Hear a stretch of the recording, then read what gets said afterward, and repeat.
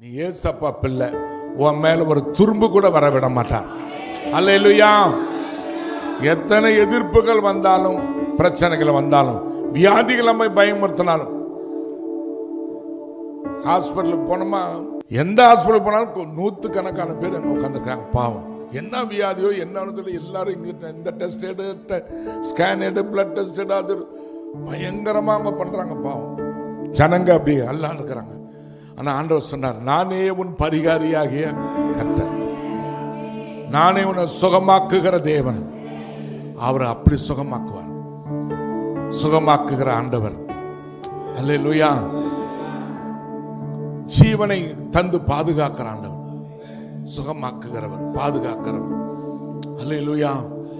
அவர் நல்லவர். ஆகவே எப்பேற்பட்ட வியாதிக்கு அவர் சுகமாக்குவார். அவர் நம்பும் பொழுது ஒரு நாள் கைவிட மாட்டார்.